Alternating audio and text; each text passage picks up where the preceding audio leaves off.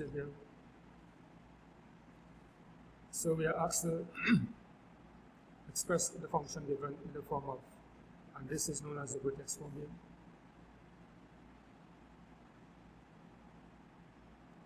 So this is a vertex. So this will be our vertex form that we are asked to write it in vertex form.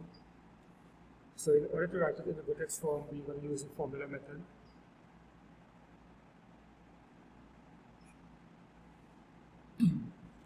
Again, so to basically write the expression in the form of, or in the vertex form, we need to find out the coefficient of x squared, the coefficient of x, and then our c term. So a, which is the coefficient of x, a, which is the coefficient of x squared, will be 1, b, in this case, will be 8, and c will be negative 9. So know that c is negative 9. So again, in order to start answering the question, we need to know the formula for h and the formula for k. Now that we have that, we will proceed to write the function in the form of a x plus h squared plus k. So first we need to find out what is h. H equal b over a. So h is equal to b over a. And b over, that's 2a, so b over 2a will be 8 over 2 by 1. So 8 will be over 2 by 1, and 8 divided by 2 gives us 4. So h will be 4. Now we proceed to find what is k. K equal 4ac, and this is the formula for k here. This is the formula for h, and this is the formula for finding k. So k equal 4ac minus b squared all over 4a. So we're going to substitute the value into the formula here now. So it's a multiplied by 1. So a multiplied by 1 multiplied by negative 9 minus 8 squared all over 4 by a, which is 1. When we work out this gives us negative 36 minus 64 all over 4. 36 minus 64 will give us negative 100 divided by 4. So negative 100 divided by 4, and hence k is equal to negative 25.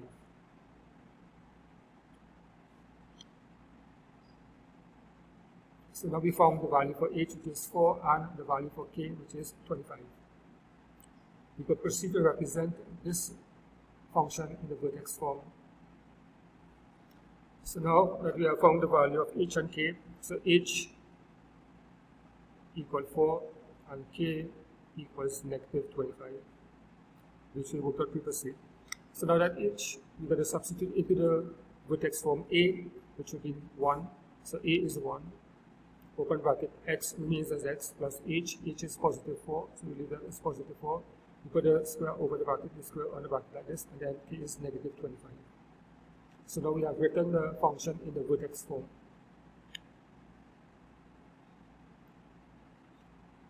Now that we have written the function in the vertex form, the next step is to find what is the vertex. And the vertex will be derived from these two values here. These two values will give us the vertex. So the vertex consists of the h and the k value. And the h and the k value in this case equals 4 and negative 25.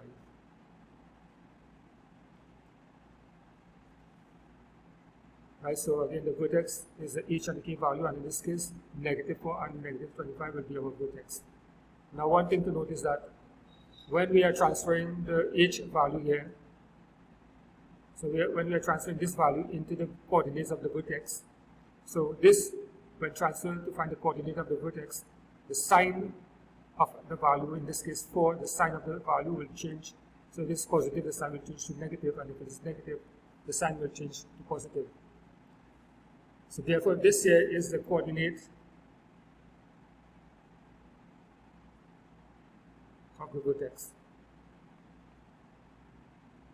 So the coordinate of the vertex is 4, negative 3. So now that we have found the vertex, we can state what is the vertex. The vertex is negative 4 and negative 25. So the first step in our process is to determine the shape of the curve. So the shape of the curve in this case here.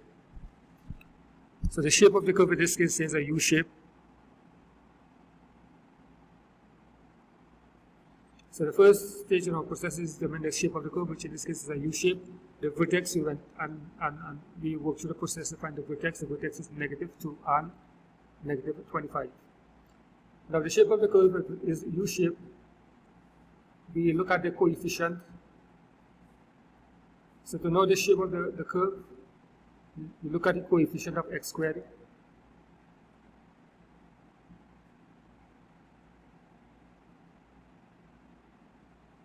Right, so if the coefficient of x squared is positive, well, then the shape of the curve would be U shape. If, however, the coefficient of x squared is negative, the shape of the curve would have been an N-shaped curve. But in this case, it's positive, so therefore the shape of our curve is U shape. So again, to recap, the first two things we need to do is determine the shape of the curve, and we went and saw how we determine the shape of the curve. Then we find the vertex using the formula method in this case here, and we arrive at the vertex being -4 and -25. The third part of this is we want to determine the y-intercept. The y-intercept will occur when the x equals 0. So therefore, we take the original function and we input x into the function. So wherever we see x, we're going to replace it with 0.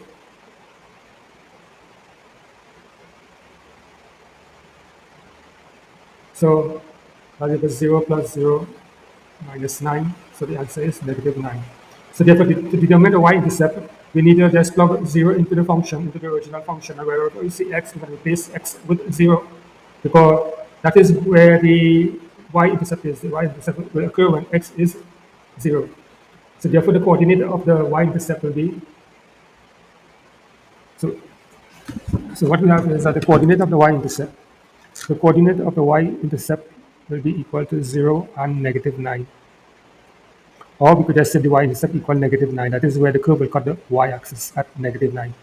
So because we already established the shape of the curve, the vertex, and now we're going to establish the y-intercept, which in this case is -9. Right? Or we could place a full coordinate of the y-intercept as being 0 and -9. Now, after having found the y-intercept, what we need to do, we need to go and find the roots of the quadratic function. Now that we have established the y-intercept, we now need to find the roots of the quadratic function. Now, the roots of the quadratic function could be found by using the function. So the roots of the quadratic function occurs when y equals 0. So we need to set the function to equal to 0 and solve for x.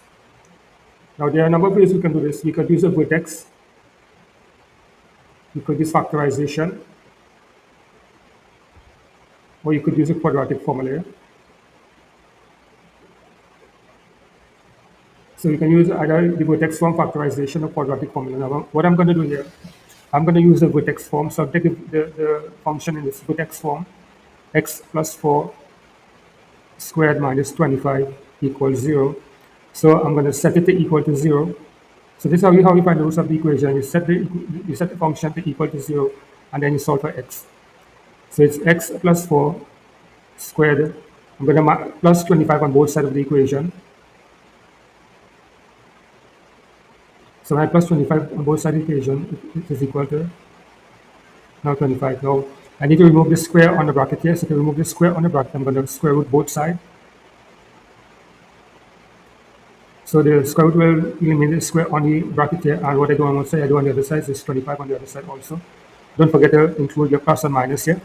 So this becomes x plus 4 equal plus or minus 20, square root of 25, and square root of 25 is 5. So that will give us a square root of 25, which in this case is 5.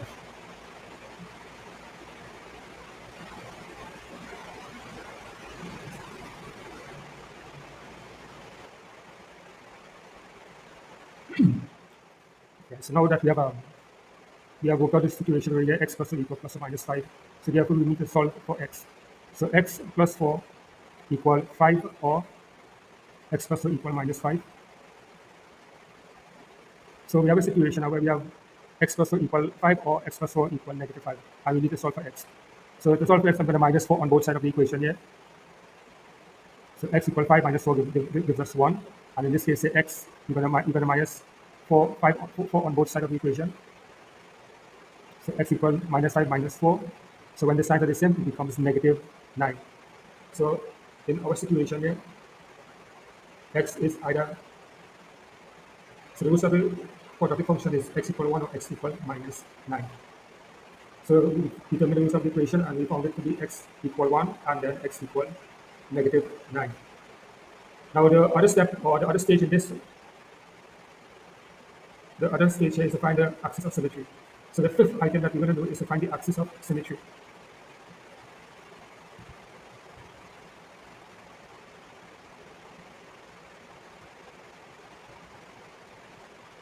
And how do we find the axis of symmetry? So number 5 here now we're going to find the axis of symmetry.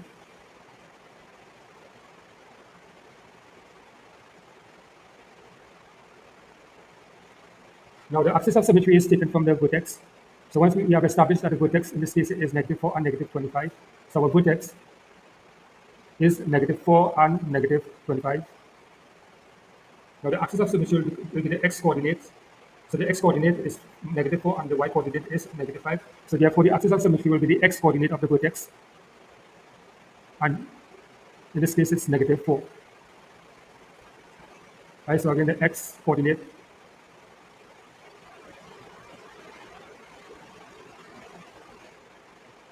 So the x coordinate is the axis of symmetry, and in our case it's negative 4. So our axis of symmetry with the right here is negative 4. So now, what we have here, we have all information that are needed for sketching a quadratic function. First of all, we determine the shape of the curve, which is a U-shaped curve, and it is determined by the coordinate, by the coefficient of the x squared term. If the coefficient of the x squared term is positive, then it will be U-shaped. We found the vertex to be negative 4 and negative 25. The U is completing the square to arrive at our answer here. Next, we found out what is the y-intercept. The fourth item is determine the roots of the quadratic function, and the final step is to determine the axis of symmetry. So the axis of symmetry occurs where x equals negative 4. And this is the equation of the axis of symmetry, x equals negative 4. Now that we have all the components, we can proceed now to sketching the quadratic function. Right, so we're now going to sketch the function f(x) equals x squared plus 8x minus 9. The first step in sketching the function is basically getting our x-axis. So we first state what our x-axis is, or we state on the x-axis.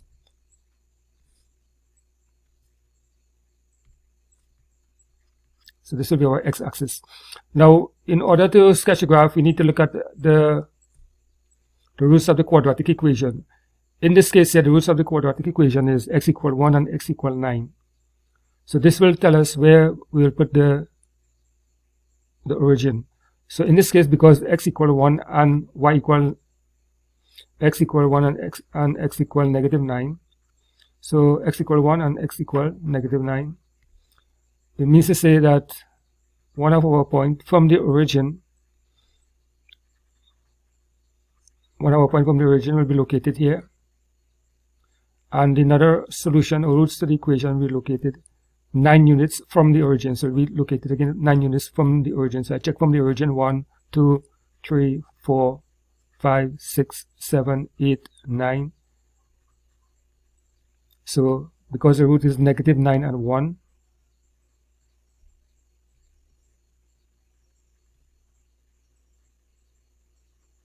so those are the first 2 points you're going to establish on the x-axis. Having established the roots of the equation on the x-axis, so this tells us now that our origin will be closer to the 1 here. The next thing we need to do now is to look at the y-axis. So our y-axis will go through the origin. So basically the y-axis goes through the origin.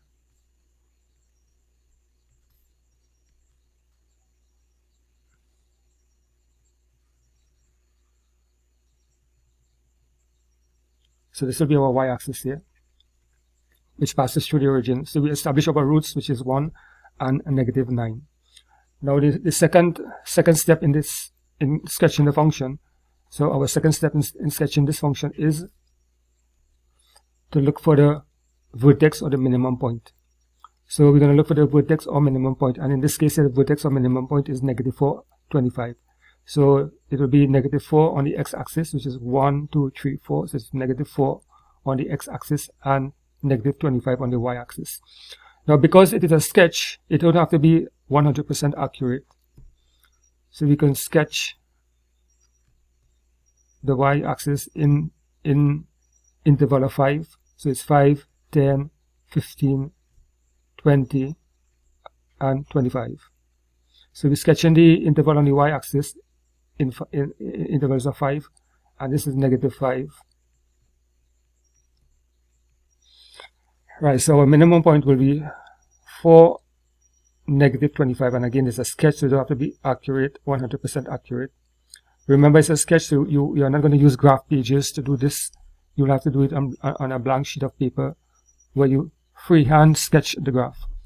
Now we have the roots of the quadratic equation. Now we have the minimum point, and the minimum point, you know, this is your vertex. So this is your vertex, and the vertex is -4, 25. That's the minimum point. And again, the shape of the curve is U-shaped because the coefficient of x, which is 1, the coefficient of x is, the sign of that is positive. So once it's positive, it's U-shaped. So we'll have our minimum point here. After having found the roots, the minimum point, we now need to find out what is the y-intercept. To locate the y-intercept, and the y-intercept in this case is 9. So the y-intercept is where the curve will cut the y-axis. So again, we worked out the y-intercept to be -9, which is around this point here. So this is our -9 here. Right, and the last element that goes into sketching the function, in sketching this graph here, is knowing where is the axis of symmetry. The axis of symmetry is a line going through the center of the graph. And the axis of symmetry will be -4 in this case here. Right, so again, in this case, the axis of symmetry will be -4, and we got this from the vertex. So the vertex is -4 and -25. So we got our axis of symmetry from the vertex here, which you take the x value here, which is -4 from the vertex, and that will be our axis of symmetry. In this case, is -4. Now that we have all the points that are required to sketch a graph, we're now going to freehand. So it's not going to do with a ruler or anything like that, right? So you're going to do it freehand, where you start above the line here, passing through the first root of the quadratic function and passing through the y-intercept. So you're going to pass through the y-intercept. You're going straight down to the minimum point, also known as the turning point, because at that point you're going to turn the graph. And you're going to turn the graph, and you're going to cut the graph on the x-axis at 9. And this will be the sketch of your quadratic function. It has to be a smooth curve, and ensure that you show the turning point here. Now the axis of symmetry, the question will sometimes ask you, what is the axis of symmetry? So the axis of symmetry is a line that goes through the center of the curve.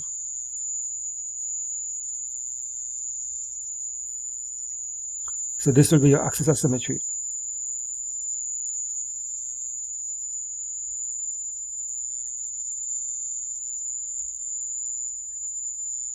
So your axis of symmetry again is a line going through the center of the curve, and we derive the axis of symmetry from the vertex. So we look at the vertex and take the x value in the vertex. Right, so this is the coordinate of the vertex, so the coordinate of the minimum point here, -4 and -25. So if this is the coordinate of the minimum point, the x value of that coordinate will be our axis of symmetry. And this will suffice for our answer here. So this is a sketch of the function x² plus 8x minus 9. And as normal protocol, you're going to write what the function is. The function x fx equal. So always state the function that you graphed.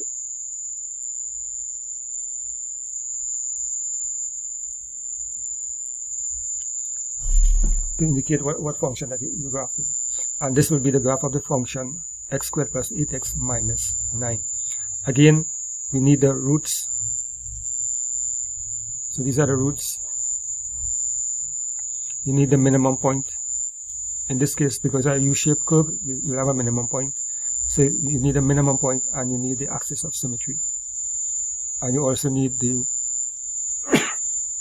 y-intercept.